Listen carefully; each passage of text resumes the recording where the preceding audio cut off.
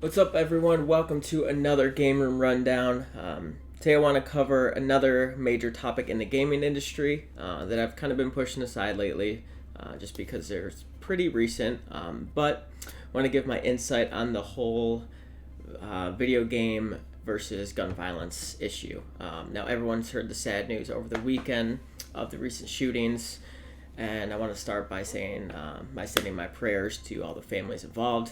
It's very sad, and I can imagine what those families are going through.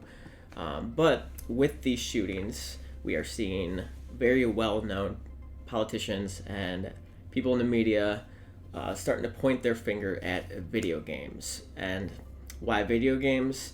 Well, the gaming industry is at its peak in worldwide popularity right now. And even though they've been insanely popular for countless years, gaming is now looked at as a career. There's a lot of money being thrown involved in it now, so it's definitely got the media's attention. So when something like this happens, people point fingers, and it's unfortunate. So I got a few videos for you guys. First up, the President of the United States.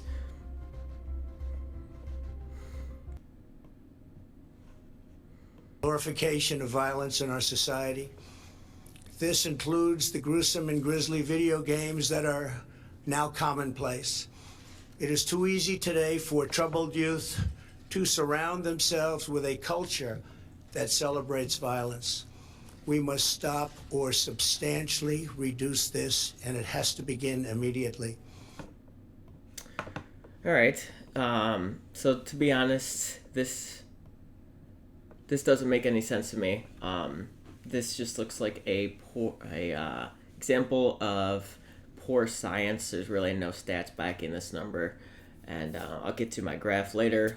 But another politician in Texas, Governor Dan Patrick, quoted, "We always had guns, we've always had evil, but I see a video game industry that teaches young people to kill." And that's just, how many years have there been guns in video games? But it's not my favorite.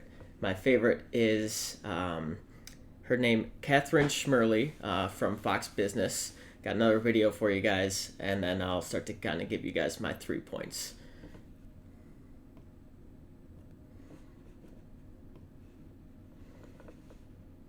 Catherine Smerling. Dr. Catherine, great to see you. Thanks so much for being here. Thank you for having me. And I find it amazing that in your therapy sessions, families are coming in and saying, get my young kids off of this. This is part of your sessions. Yes, it is. And it's a parental challenge, as there are many parental challenges. But this has really invaded the family systems because it is so addictive. It is incredibly addictive. It has been likened to something like heroin. And even Prince Harry in Britain said, I don't know why anyone would have Fortnite in their home because it is like giving a child heroin. And indeed it is. They have shown it to be just as dangerous. And They have. All right. So like I said, I'm just going to get on to my points here. I got 3 points for you guys. First off, video games have been around now for what? Over 30 years? I mean, video games aren't a new thing in the world. Even violent video games have been around for probably 20 years, dating back to Mortal Kombat. So it amazes me that governors and politicians are saying that video games are now just this new thing, and they're so popular that they're dangerous and can cause shootings. Number 2, heroin compared to video games. Let me tell you a little something about heroin. Heroin has killed 80,000 people in 2018, and it's estimated to hit 110,000 people in 2019.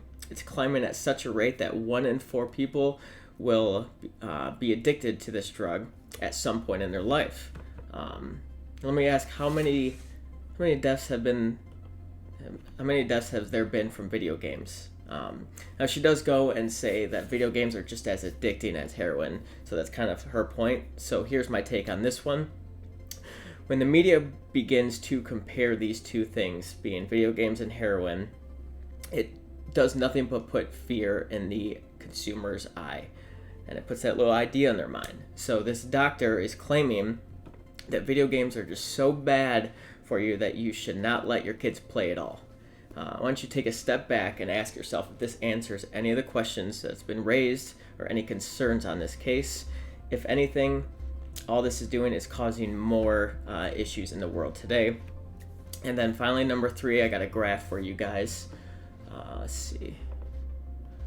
So this graph shows, you'll see here. So take a look at this graph. This graph, it's actually alarming to look at this graph because the U.S. is the only country that's having this this issue here, and we're not even the highest country in the video game revenue. Obviously, you got Japan and South Korea before U.S. So U.S. is the only country with this issue, and based on this graph alone, I'm actually shocked that people are blaming video games at this point. So I don't know what the reason is behind these actions. I mean, I have no idea. I don't look at that kind of stuff. I wish I did, but I don't. However, I do know that video games has nothing to do with these actions and these shootings. How many people out there have played video games, your entire life? And never once has this even, you've thought about this. It just doesn't make sense to me. I even have my CCW, and this has never gone through my mind, and it still surprises me. So either way, it saddens me that the media is now pointing fingers at the video game industry. Just as the video game industry and gaming alone is growing to a whole new level, this happens. So it's a little speed bump.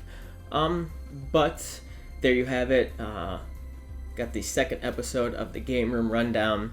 Please let me know if you agree or disagree with my comments here. I'm actually very interested to hear everyone's thoughts. So let me know.